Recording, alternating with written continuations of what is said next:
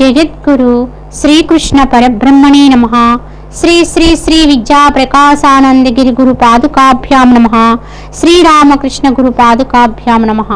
ప్రేమపూర్వక ఆత్మ నమస్కారములు.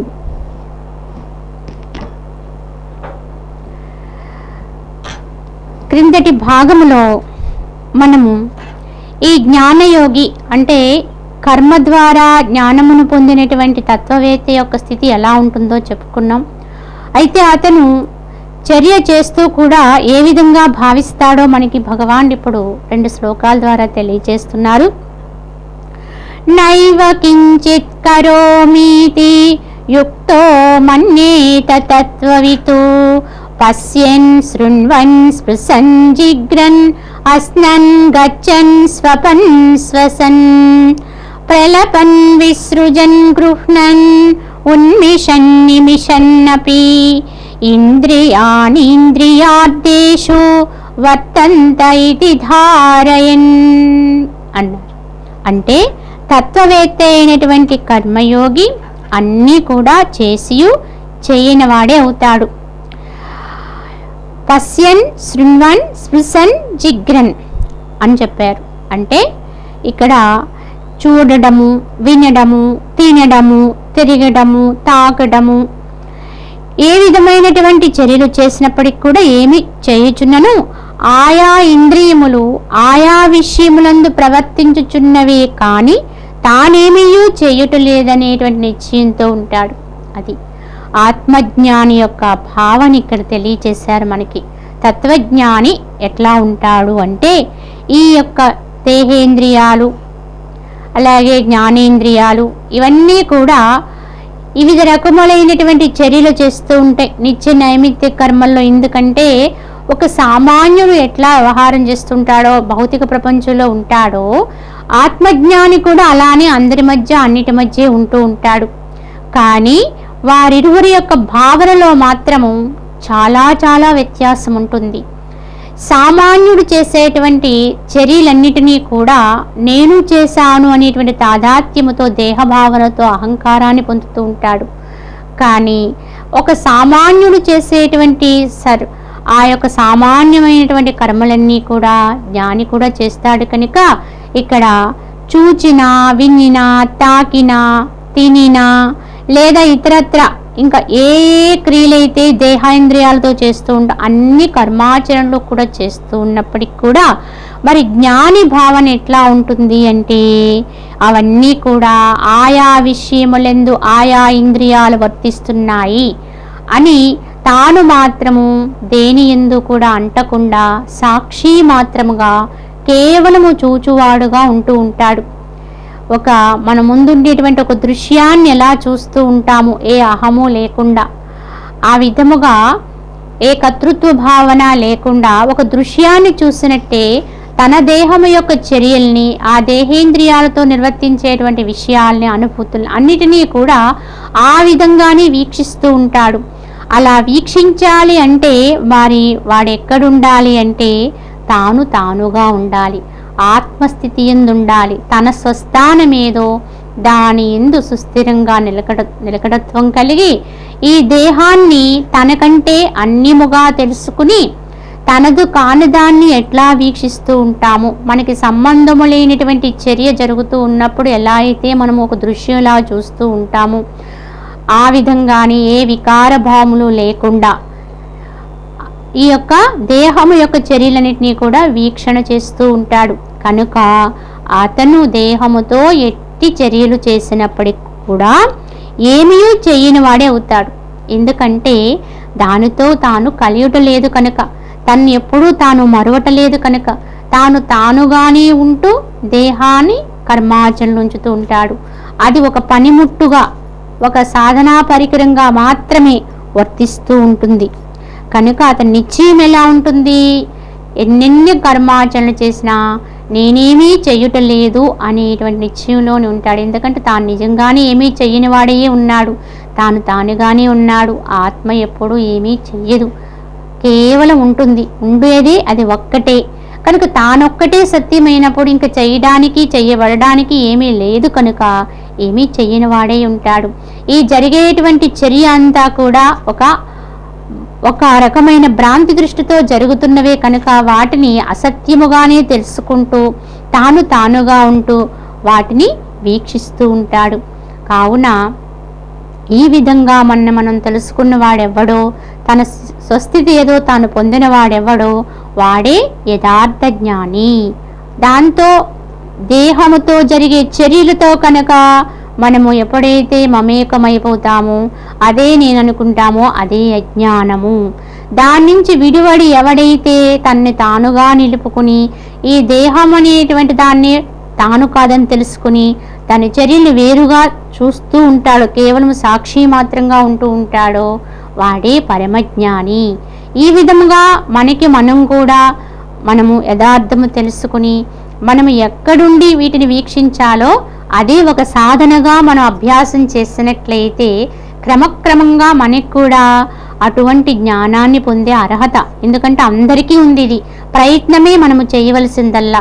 ఎవరైనా సరే ఈ భావాన్ని ఈ విధంగా మార్పు చేసుకుని దేన్ని కూడా ఏ విధమైన ఆలోచన పరంపరలు పెట్టుకోకుండా ఒక దృశ్యం మాదిరిగా ఒక చూడబడేటువంటి మనం ముందుండేటువంటి ఒక భౌతికములో చూస్తూ ఉంటాం. మన ముందు ఒక టీవీలో ఏదైనా వస్తున్నా లేదా ఏదైనా ఎక్కడికైనా బయటికి వెళ్ళి చూస్తూ ఉంటాం.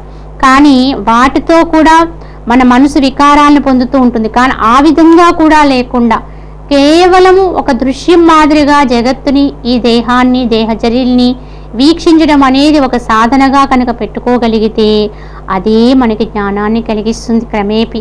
దీన్ని ఎవరైతే సాధించగలుగుతారో, ఎందుకంటే సాధనలో ఇది కూడా ఒక ముఖ్యమైనటువంటి భాగమే. భగవంతుని ఎలా అయితే మనము పొందుట కొరకు ఈ యొక్క కర్మాచరణ ఇవన్నీ చేస్తూ ఉంటాము, నిష్కామ కర్మాచరణ, ధ్యానం ఇవన్నీ శీలిస్తూ ఉంటాము. మరి సాధన అనేది ఎప్పుడో ఒకప్పుడు చేసేది కాదు, నిరంతరము ఎల్లప్పుడూ జరుగుతూనే ఉండాలి. కనుక బయట ప్రపంచములో జనసమ్మర్దంగా ఉండేటువంటి ప్రదేశాల్లో ఉండి కూడా జ్ఞాని ఈ బయట ప్రపంచాన్ని ఒక దృశ్యం వలె, అంటే కేవలం అంటే ఏమిటి ఎందుకు అనేటువంటి ప్రశ్న లేకుండా కదలాడే బొమ్మల్ని మాత్రము ఏ కర్తృత్వము ఏ వికారము లేకుండా వీక్షిస్తూ ఉంటాడు. ఇలా అలవర్చుకున్నవాడు ఎవడో వాడే సుస్థిరుడు కాగలుగుతాడు. ఎందుకంటే ప్రవాహమైపోయేటువంటి ఏరు యొక్క ప్రవాహ వేగము తెలియాలి అంటే, దాని స్థితిగతులు అర్థం అవ్వాలంటే నువ్వు నిలకడగా నిలబడాలి. అదే విధంగా అసత్యమైనటువంటి జగత్తు ఏ విధంగా భ్రాంతిమేమో నీకు తెలియాలి అంటే నువ్వు ముందు నిలకడత్వాన్ని పొందాలి. నువ్వు ఎప్పుడైతే నిశ్చలమవుతావో జగత్తు యొక్క అశాశ్వతత్వం ఏమిటో మనకి ఎరుకైపోతుంది. కనుక పరిగెట్టే దాంతో పరిగెడితే ఎప్పుడు ఏమీ అర్థం కాదు. పరిగెట్టేది ఏమిటో మనకు తెలియాలంటే నువ్వు నిలబడాలి. మనము నిలబడితేనే మనకి సత్యం అర్థమవుతుంది. కనుక ఈ మాయను అర్థం చేసుకోవాలంటే మాయలో పడి కొట్టుకుపోయినంత వరకు కూడా మాయ యొక్క అసలు తత్వం మనకు అర్థం కాదు. దాన్ని మాయగా తెలుసుకోలేం, మనం భ్రాంతిగా తెలుసుకోలేం. మరి తెలుసుకోవాలి అంటే ముందు నువ్వు నిశ్చలుడు కావాలి. మరి ఎక్కడ నిశ్చలుడు కావాలి అంటే ఆత్మే, స్వయం ఆత్మ ఏదైతే ఉందో అక్కడ ఎప్పుడైతే ఎవరికైతే నిశ్చలత్వం వస్తుందో ఆ స్థానాన్ని పట్టుకోగలుగుతామో, ఆ యొక్క స్థితిని అనుభవిస్తూ ఉంటాడో వాడికి ఈ జగత్తు అనేది ఎలాంటి భ్రాంతిమయమో అసత్యమో, ఇది కనిపిస్తుందే కానీ కనపడకుండా అదృశ్యమవుతుందనే సత్యాన్ని వాడు అనుభవంగా అర్థం చేసుకోగలుగుతాడు. అలాంటి సాధన ముందు మనం చెయ్యాలి అంటే దానికంటే ముందు దేని చూడాలలా తన దేహాన్ని తాను ఆ విధంగా చూసుకోగలిగితే అప్పుడు కనిపించేటువంటి భౌతికమైనటువంటి ప్రపంచాన్ని కూడా అలా చూడగలుగుతాం. ముందు ఇదే సాధనగా దేహాన్ని పరికించడం అనేటువంటి దాన్ని ఒక సాధనగా కనుక మనం పెట్టుకుంటే తద్వారా మనకి ఈ జగత్తులో ఉన్న తత్వం అంతా కనిపించేదంతా కూడా అశాశ్వతం, కానీ కనిపించకుండా ఉండేదేదో కూడా నీకు అర్థమవుతూ ఉంటుంది. ఎందుకంటే నువ్వు అదై ఉంటావు కనుక. నువ్వు ఏదిగా ఉంటావో దానితోనే కలుస్తానికి అధికారం ఉంటుంది. నువ్వు జగత్తు యొక్క విధానములో భౌతికంతో కలిసి ఉంటావో నీకు అంతరం అనేది అర్థం కాదు. అంతరం అనేది నీకు ఎప్పుడు అర్థమైందని నిశ్చలత్వం వచ్చిందో భౌతికం వేదని తెలిసిపోయిందో అప్పుడు సర్వాంతర్యామి అంటే ఇక్కడ ఏదైతే ఉందో అదే సర్వము వ్యాపకమై ఉన్నది అనేది అర్థమవుతుంది. కావున ఇక్కడ ప్రతి ఒక్కళ్ళము కూడా గ్రహించుకోవాల్సింది ఏమిటంటే, ఇక్కడ చెప్పింది ఒక సాధనగా తీసుకుని దేహం అనే దాన్ని ఒక పనిముట్టుగా చేసి ఎప్పుడో ఎక్కడికో దేన్నో పరికించడం కాకుండా ముందు మన శరీరాన్నే ఒక పనిముట్టుగా వాడుకుంటూ అది చేస్తున్నటువంటి ప్రతి చర్యని కూడా వర్తమాన కాలంలో కనుక గుర్తించగలిగితే, అంటే దేహము చేస్తున్నటువంటి పనులు ఏవైతే ఉంటాయో ఆ పనులతో పాటే మనస్సు నుంచి దానితో పాటే దాన్ని పరికిస్తూ కేవలం దాన్ని చూస్తూ ఉండి ఇంక వేరే ఆలోచన లేకుండా ఉంటావో, ఆ వర్తమాన కాలంతో పాటే దేహం ఏం పని చేస్తుందో ఆ పని గమనిస్తూ ఉంటావో, అలాగ చెయ్యగా మనకి మన స్వస్థానం ఏమిటో అర్థమైపోతుంది. ఎప్పుడూ కూడా మనకి ఎందుకు ఇంతటి అజ్ఞానం ఆవరించేస్తుంది అంటే, మన మనసుని ఎప్పుడూ కూడా మనం వర్తమానంతో ఉంచడం లేదు. గమనించుకోండి, మనం ఎప్పుడూ కూడా మన మనసుని ఇప్పుడున్న దానికి వెనక వైపుైనా అంటే భూతకాలం వైపుకైనా లేదా ముందుకైనా అంటే భవిష్యత్ కాలంలోకైనా పంపించేస్తూ ఉంటాం. అంతేగాని ఉన్న చోట మనసుని ఉంచడం అనేది ఎప్పుడూ చేయడం లేదు. మనం ఒక ఊరికి మనం బయలుదేరామండి, ఆ యొక్క ప్రయాణం అవుతున్నాం, కానీ మనం ఇంకా ప్రయాణం అయ్యి అక్కడ చేరుకోకుండానే ముందు మన మనసు గారు వెళ్ళిపోతుంది. మన మనసు గారు ముందే అక్కడ చేరుకుపోతుంది. సరే, అది చేరిపోయింది, అదేదో ఊహించుతూ ఉంటుంది. ఈలోగా మన ప్రయాణం అవుతుంది, దేహం వెళుతుంది. దేహం వెళ్ళిన తర్వాత ఏం చేయాలో అది మళ్ళీ మనసు అది అక్కడికి వెళ్ళిపోతుంది తప్ప నువ్వు ఉన్న చోటు ఉండదు. అంటే దేహం యొక్క చర్యలతో మనసు ఉండట్లేదు, ఎప్పుడు కూడా వర్తమానములోనే ఉండని చెప్తున్నారు జ్ఞానులు. ఎందుకంటే వర్తమానం ఈ క్షణమే మనది, నిన్న మనది కాదు, రేపు మనది కాదు, సరికదా. క్రిందటి క్షణము మనది కాదు, మరుక్షణం కూడా మనది కాదు, ఇప్పుడు ఉన్న క్షణమే మనది. కనుక మనసుని ఎప్పుడు కూడా ఇప్పుడున్న క్షణంతో మనం ఉండగలిగితే అదే ఒక పెద్ద సాధన అవుతుంది. కనుక దేహమునే ఒక పనిముట్టుగా చేసి అది ఏమి చేస్తుందో ఆ క్షణంలో మాత్రమే, ఇంతకు ముందు తర్వాత అనేది మనకు అనవసరం. ఆ ఒక్క క్షణములో ఆ దేహం యొక్క చర్యను గమనిస్తూ ఉంటే అంతకు మించి ఇంక వేరే ఆలోచన కానీ ఆ మనసుకి ఇంక వేరే భావన కానీ లేకుండా చేయగలిగితే, ఆ వర్తమాన క్షణంతో పాటే మనసుని ఉంచగలిగితే చాలండి, ఆలోచన రహిత స్థితికి వెళ్ళిపోతాం. అంటే ఆలోచనని అధిగమిస్తేనే కదా మనసు అనేది మన యొక్క వశమయ్యేది. అనేక ఆలోచనమయమైన మనసుని వశములోకి తెచ్చుకోవాలంటే ఇది ఒక పెద్ద సాధన. ఇలా కనుక మన నిత్య జీవితంలో మన దేహము చేస్తున్న ప్రతి చర్యని కనుక గమనిస్తూ మనసుకి ఒక పనిముట్టుగా దీన్నే చేసినట్లయితే, ఎందుకంటే ఆ మనసు యొక్క లక్షణం ఏమిటంటే ఎప్పుడు కూడా దానికి ఆడుకోవడానికి ఏదో ఒకటి కావాలి. అంటే దాన్ని ఆలోచన చేసుకోవడానికి ఏదో ఒకటి ఉండాలి ఆ మనసుకి. కానీ దాంట్లో ఉండి ఇంకో లక్షణం ఏంటంటే ఎప్పుడు కూడా మనసు ఒక్క ఆలోచనే చేయగలుగుతుంది. చేస్తే ఒక్క ఆలోచన తర్వాత ఇంకొకటి తర్వాత ఇంకొకటి చేస్తుంది తప్ప ఒకే క్షణములో 2 ఆలోచనలు చేయలేదండి మనస్సు. అది భగవంతుడు మనకిచ్చిన వరం. అలా చేయగలిగితే ఇంక వేరే ఏమీ లేదు. కనుక ఏ క్షణములో ఏ ఆలోచన వచ్చిందో ఆ ఆలోచన తర్వాత మళ్ళీ ఇంకో ఆలోచన చేస్తుంది. అయితే ఇక్కడ మనస్సుని మనం పట్టుకోవాలంటే ఆ ఒక క్షణములో ఆ మనస్సు దేనితో అయితే ఉందో పట్టుకుని ఉందో వేరే ఆలోచన అప్పుడు చేయలేదు. కనుక ఆ ఆలోచన ఏదో ఒక్కటిగానే ఉంచగలిగితే, అంటే ఇన్నిగా కాకుండా మనసు ఏం చేస్తుంది, ఒకటి తర్వాత ఒకటి అనేకం చేసేస్తుంది. ఆ అనేకం కాకుండా ఒక్కదానితోటే మనసును ఉంచగలిగితే, ఆ ఒక్కదానిందే మనసును ఉంచగలిగితే తప్పకుండా అది సిద్ధిస్తుంది. కానీ ఇక్కడ మనసుకి పరమాత్మ యొక్క అనుభూతి అనేది మరి అది ఇప్పుడు అర్థం కాలేదు కనుక కనీసం దానికి ఒక పనిముట్టుగా మన దేహాన్ని అప్పగించిన ఇది కనపడుతుంది కనుక కనిపించని పరమాత్మ ఈ దృశ్యము పరమాత్మకి ఇంకా అర్థం కాకపోతే కనీసం మనసు గారికి దేహాన్ని ఒక పనిముట్టుగా ఇచ్చి వర్తమాన క్షణములో దేహం ఏమి చేస్తుందో ఆ క్షణానికి పరిమితం చేసి దాన్నే గమనిస్తూ రెండో ఆలోచనకి వెళ్లకుండా దీన్ని కూడా ఒక సాధనగా మనం చేయగలిగితే తద్వారా మనసు ఏకాగ్రమైపోతుంది. ఎందుకంటే అనేకం అనేది లేకుండా ఎప్పుడైతే ఒకే ఆలోచనకి మనసు పరిమితం అయిపోతుందో దాని బలం తగ్గిపోతుంది. క్రమంగా అది సూక్ష్మత్వంలోకి వెళ్ళిపోతుంది, అది అంతర్గతమైపోతుంది. క్రమేపీ అంతర్గతమై తనలోకి తాను వెళ్ళిపోయి తనలో తానై ఏదై ఉందో ఆ స్వస్థానాన్ని అందుకోగలుగుతుంది, అంతర్యామితత్వాన్ని అందుకోగలుగుతుంది. అలా అంతర్యామితత్వాన్ని అందుకున్నటువంటి స్థితి ఏదో అప్పుడే మనము సర్వాంతర్యామితత్వాన్ని పొందగలుగుతాం.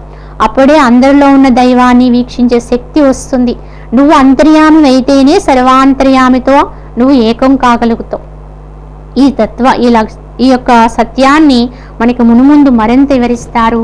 అయితే ఇక్కడ జ్ఞాని యొక్క విధానం చెబుతూ ఈ దేహేంద్రియాలు ఏమి చేస్తున్నా అవి వాటి పనులు అవి చేసుకుంటున్నాయి, నేనేమీ చేయట్లేదని నిశ్చయించుకున్నవాడే చాలా శాంతముగా స్థితముగా దేనితోటి అంటకుండా కేవలము ఆ ఇంద్రియాలని చూస్తూ సాక్షి మాదిరిగా ఉంటూ ఉంటాడు.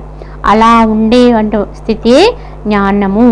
కనుక అది అందరూ అభ్యాసం చేసేటువంటి విధానాన్ని మనము అలవర్చుకోవాలి అనేది దాని యొక్క అంతరంగా మనకి భగవానుడు ఇచ్చినటువంటి సూచన. అదే విధముగా మరికొంత విశ్లేషణ చేస్తూ భగవానుడు మనకి జ్ఞానాన్ని వివరిస్తూ బ్రహ్మణ్యాధాయ కర్మాణి సంగం త్యక్త్వా కరోతి యః లిప్యతేన స పాపేన పద్మపత్రమివాంభసా అన్నారు. ఇంతకీ అలా అంటకుండా ఉండడానికి ఒక ఉదాహరణ కూడా చెప్పారు పరమాత్మ ఇక్కడ. ఎవరైతే ఈ విధముగా భగవదర్పిత భావముతో కూడి కర్తృత్వ సంగత్వమును విడిచిపెట్టి ఫలమును ఆశించకుండా కర్మాచరణ చేస్తూ ఉంటారో వారు తామరాకును నీరు అంటని చందముగా ఉంటారు. వారికి ఏ ఒక్క పాపము అంటదు, ఏ బంధనము అంటదు అని చెప్పారు. ఎవరికండి అంటే ఇది అందరికీ కాదండి. ఇలా ఇప్పుడు భగవానుడు చెప్పిన రీతిగా ఎవరైతే వర్తిస్తూ ఉంటారో వారికి మాత్రమే ఇది చెందుతుంది. ఏమన్నారు? పరమాత్మకు అర్పించబడినటువంటి బుద్ధితో ఉన్నటువంటి వారే ఉండాలి. అంటే ఆ బుద్ధికి వేరే ఇతరత్ర భావము లేకుండా భగవదర్పితమైనటువంటి భావన ఉండాలి. నేను చేస్తున్నాననే ప్రత్యేక అహంభావము లేనటువంటి వాడే ఉండాలి. కర్తృత్వము అయినటువంటి వాడే ఉండాలి. కర్మని ఆచరిస్తాడే కానీ కర్మ ఫలాన్ని మాత్రం ఆశించిన వాడే ఉంటాడు. అటువంటి వాడు ఎటువంటి కర్మాచరణ అంటే అంటే పాపకర్మ చేస్తాడని కాదు, వాడు సత్యమైన కర్మే చేస్తూ ఉంటాడు, ధర్మపూర్వకమైన కర్మాచరణే చేస్తూ ఉంటాడు. కానీ ఎన్ని కర్మలు చేసినా ఎంత ఎక్కువగా కర్మాచరణలో ఉన్నప్పటికీ కూడా ఇటువంటి భావన కలిగి కనుక కర్మాచరణ చేస్తే వాడు దేని చేత అంటబడడు. దానికి ఉదాహరణగా మనకి భగవానుడు సృష్టిలో కొన్ని సృష్టించాడు. ఇదిగో ఇలా ఉండొచ్చును, ఇలా చెయ్యవచ్చును అని మనకి చూపించడానికి నేర్పించడానికి కొన్ని సృష్టించాడైనా. అలా సృష్టించబడినదే తామరాకు అన్నారు. ఎందుకంటే పద్మపత్రం ఇవాంబస, ఈ తామరాకు నీటిలోనే పుడుతుంది, నీటిలోనే పెరుగుతుంది, కానీ ఆ నీటి బిందువుని అంటదు, నీటిని అంటదు. అది ఒక తామరాకుకే ఒక ప్రత్యేక లక్షణం అది.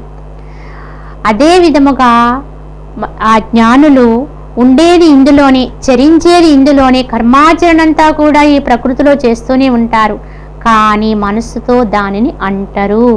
అలా ఉండవచ్చు, అన్నిటి మధ్య ఉండి కూడా దాన్ని అంటకుండా ఎలా ఉంటామండి, అందులోనే ఉండి అంటకుండా ఎలా ఉంటామండి అనే ప్రశ్న వేస్తామేమో అని ఇలా ఉండవచ్చు పద్మపత్రం వలె అనేటువంటి ఉదాహరణ కోసం దాన్ని సృష్టించాడు భగవాన్ అనుకోవచ్చు సృష్టిలో.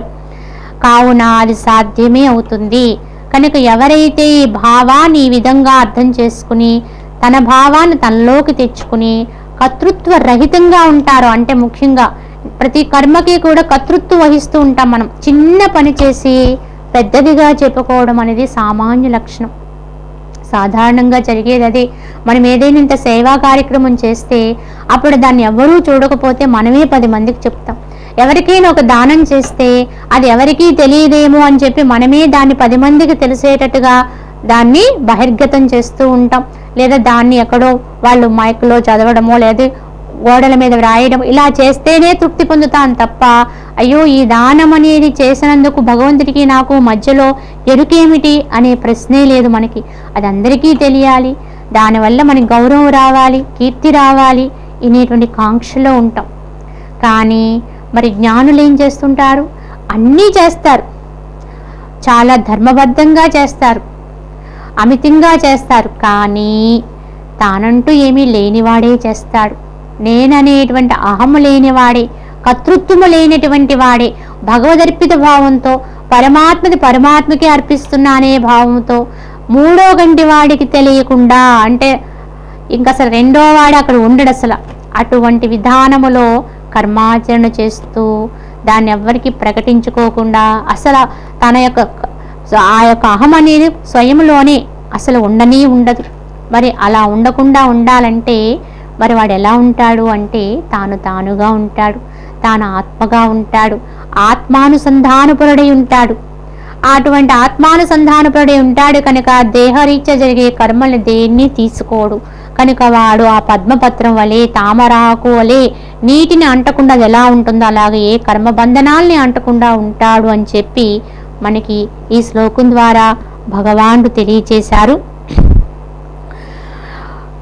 కాయేన మనసా బుద్ధ్యా కేవలైరింద్రియైరపి యోగినః కర్మ కుర్వంతి సంగం త్యక్త్వా ఆత్మశుద్ధయే. కర్మయోగులు సక్తత లేకుండా అభిమానమును వదిలి శరీరముతో, మనసుతో, బుద్ధితో, ఆయా ఇంద్రియములతో ఆత్మశుద్ధి కొరకు కర్మాచరణ చేస్తూ ఉంటారు. మరి జ్ఞానులు ఎందుకు కర్మ చేస్తూ ఉంటారు, దేని కొరకు కర్మాచరణ చేస్తూ ఉంటారు? దేని యందు కూడా వారికి సక్తత లేదు, ఆసక్తి ఉండదు, అభిమానం ఉండదు, నేను అనే అహం ఉండదు కనుక శరీరముతో, మనసుతో, బుద్ధితో కూడా ఆయా ఇంద్రియాలతో కూడి కర్మాచరణ మాత్రం జరుగుతూ ఉంటుంది. మరి ఎందువల్ల అంటే ఆత్మశుద్ధి కొరకు కర్మలు చేస్తూ ఉంటారు. హృదయ శుద్ధి కొరకు ఆత్మని దాన్ని బహిర్గతం చేసుకోవడానికి, దానికి పట్టినటువంటి ఆవృతాన్ని రహితము చేయడము కొరకు ఇటువంటి నిష్కామ కర్మాచరణని ఏ ఫలము నాశించకుండా వారు ఆచరిస్తూ ఉంటారు. యుక్తః కర్మ ఫలం త్యక్త్వా శాంతిమాప్నోతి నైష్టికీం అయుక్తః కామకారేణ ఫలే సక్తో నిబధ్యతే. నిష్కామ కర్మయోగి ఫలాసక్తిని వదులుట మూలమున జ్ఞాననిష్టాత్మకము ముక్తిని పొందుచున్నాడు. యోగహీనుడు కోరికలకు చిక్కి ఫలాసక్తితో బంధింపబడుతూ ఉంటాడు. అది ఈ ఫలాసక్తిని వదలడం వల్ల నిష్కామ కర్మయోగకు వచ్చేటువంటి ఫలము ఎంత గొప్పదో చెప్తున్నారు. అలాగే కోరికలకు చిక్కిపోయినటువంటి యోగహీనుడు పొందే దుర్గతిని గురించి కూడా ఇక్కడ భగవానుడు ప్రస్తావించారు. కావున ఈ నిష్కామమైనటువంటి భావనతో చేయబడేటువంటి కర్మయోగం ఏదైతే ఉందో ఆ విధానములో ఫలితమును ఆశించకుండా ఏ విధంగా అయితే ఆ కర్మాచరణ జరుగుతూ ఉంటుందో ఆ మూలమైనటువంటి జ్ఞానపూర్వకమైనటువంటి స్థితిని అందుకుంటూ ఉంటారో వారికి వచ్చే ఫలము పరమపదమే, ముక్తియే, మోక్షమే. ఎందుకంటే వాళ్ళు ఎప్పుడూ దేనిని ఆశించని వారే ఉంటారు, ఏది నేననే భావన లేనటువంటి వారే ఉంటారు, సర్వము పరమాత్మకి అర్పితం చేస్తూ ఉంటారు. కనుక ఎప్పుడూ కూడా తమ యొక్క స్వస్థానాన్ని తాము మరువని వారే ఉంటారు, దేని యందు కూడా కర్తృత్వ భావన పెట్టుకోని వారే ఉంటారు. ఈ విధముగా ఎప్పుడూ నిష్కల్మష స్థితిలో ఉంటూ ఉంటారు. ఆత్మస్థితిని ఎప్పుడూ మరుగున పరుచుకోరు, ఎప్పుడూ తనని తాను స్ఫురణలో ఉంచుకుంటూ ఉంటారు. తమ స్థితి నుంచి ఎప్పుడూ పక్కకు తప్పుకోరు వారు. కావున వారికి వచ్చేటువంటిది ఏమిటి అంటే వాళ్ళు ఎప్పుడూ మోక్షభాగులే. చెప్పాలంటే వారికి ముక్తియే ప్రసాదితమవుతుంది. ఏ కామన లేని వాడికి ఉండేది ఒకే ఒక స్థితి. అసలు కామన అంటే కోరిక అనేది పుట్టింది అంటే అక్కడ వాడికి తన స్వస్థానాన్ని తప్పాడనే చెప్పొచ్చు. ఎందుకంటే తన్ని తాను తెలుసుకున్న వాడికి ఈ భౌతిక ప్రపంచంలో కోరవలసిందంటూ పొందవలసినదంటూ ఇంక వేరుగా ఏమీ ఉండదు. కనుక వాడు మళ్ళీ ఎప్పుడు ఈ మాయలో పడడు, ఈ మోహములో చిక్కుకోడు. ఎందుకంటే సత్యము తెలిసేవరకే అది మనకి ఉన్నదా లేదా అనే సంశయం ఉండొచ్చు. కానీ సత్యము ఎరుకైపోయిన తర్వాత మరలా అసత్యాన్ని మనము ఎప్పటికీ నమ్మము. అసత్యాన్ని మళ్ళీ అందులో పడిపోయాము అంటే మనకి సత్యం పూర్తిగా ఎరుకవ్వలేదని అర్థం. కనుక ఎప్పుడూ కూడా మాయలో చిక్కనే చిక్కడు. పాలయందున్నటువంటి ఎన్న అది ఎప్పుడో అది పాలతో కలిసిపోయి ఉన్నంత వరకే అది ఉందో లేదో అనేటువంటి అనుమానం. కానీ ఆ పాల నుంచి అది దాన్ని చేయవలసిన క్రియ అదే జరిగినప్పుడు ఆ మజ్జిగని చిలికి ఒక్కసారి వెన్నగా మారిన తర్వాత ఆ వెన్నతోనే ఉంటుంది, కానీ మరలా ఆ మజ్జిగలో మునగదు. ఎందుకంటే అది యొక్క సారము, దాంట్లో ఉండే సారమంతా కూడా ఆ వెన్నగా మారి తేలిపోయింది, అది మళ్ళీ అందులో మునగదు. ఆ విధముగా ఎవడైతే తన్ను తాను తెలుసుకుని ఉంటాడో, తన్ను తాను అనుభవిస్తూ ఉంటాడో, వాస్తవమును అనుభవిస్తూ ఉంటాడో, వాడెప్పుడు మాయలో పడ్డ అదే వాడి గుర్తు. వాడికి ఎప్పుడు కూడా ముక్తి స్థానమే, వాడు మోక్షాన్ని అందుకుంటాడు. ఆ విధంగా కాకుండా ఎవరైతే కోరికలకు చిక్కిపోతారో, అంటే కోరికలకు లోనైపోతారో, వాటి ప్రభావానికి లోనైపోయి అందులో పడిపోతారో, వారు ఈ ఫలితములను ఆశిస్తూ కర్మాచరణ చేస్తూ ఉంటారు. ప్రతిదానికి కూడా ఫలాన్ని కోరుతూ ఉంటారు, ఇహము యొక్క ఫలమును కోరుతూ ఉంటారు. అన్నీ కూడా వారు కోరేటువంటి కోరికలన్నీ కూడా అవి ఇక్కడికి మాత్రమే పరిమితమయ్యే కోరికలు, వాటిని కోరుతూ ఉంటారు. కనుక వాడు తప్పకుండా ఈ క్రియలతోటి బంధింపబడతాడు అని చెప్పి పరమాత్మ యొక్క ఆదేశం ఇది. మరికొంత దీని గురించినటువంటి విశ్లేషణ మనం వచ్చే భాగములో తెలియచేసుకుందాం. హరి ఓం తత్సత్.